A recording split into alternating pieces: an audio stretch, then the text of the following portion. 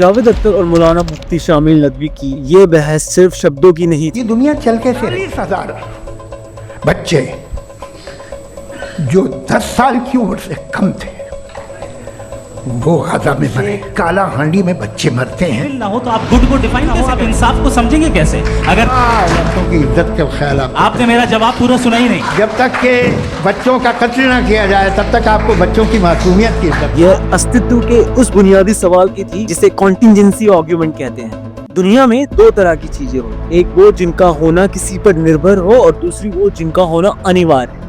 आस्तिक कहते हैं कि ब्रह्मांड की हर चीज कॉन्टिजेंट है, मतलब ये घड़ा आज है पर अगर कुम्हार ना होता और उसके द्वारा मिट्टी का इस्तेमाल ना होता तो घड़े का कोई अस्तित्व ना होता। तर्क यह है कि ब्रह्मांड की प्रत्येक सूक्ष्म वस्तु, हर एक तारा, हर एक एटम कॉन्टिजेंट है। ब्रह्मांड किसी पर निर्भर है तो वो आधार क्या है? और यही एंट्री होती है नेसेसरी थिंकिंग, एक ऐसी शक्ति जिसका होना जरूरी है, जो किसी और ने नहीं बनाई बल्कि वो खुद एक वजह है। आस्तिक इसी को ईश्वर कहते हैं। बिना इस नेसेसरी कड़ी अस्तित्व की पूरी चेन गिर जाएगी। लॉजिक सिंपल, अगर कुछ है तो उसके होने की एक एक्सप्लेनेशन होनी चाहिए। लेकिन यहीं से नास्तिकों का प्रश्न शुरू होता है। वह पूछते हैं क्यों हर चीज की एक वजह होनी आवश्यक है? हम क्यों नहीं मान सकते कि ब्रह्मांड बस अस्तित्व में है और इसके एग्जिस्टेंस की कोई व्याख्या, कोई एक्सप्लेनेशन नहीं है? इसे कहते हैं ब्रूट फैक्ट, एक ऐसा सत्य जिसके पीछे कोई वाय नहीं। नास्तिक कहते हैं अगर आप ईश्वर को नेसेसरी मान सकते हैं तो ब्रह्मांड को क्यों नहीं? हम क्यों एक एक्स्ट्रा स्टेप लेके ईश्वर की तलाश कर रहे हैं जब ब्रह्मांड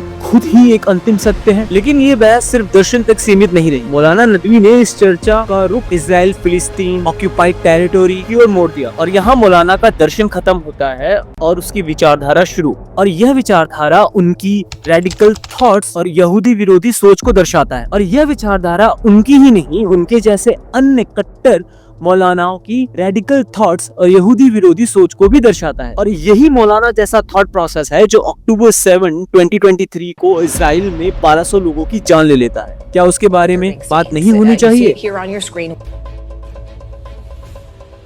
This particular disturbing video.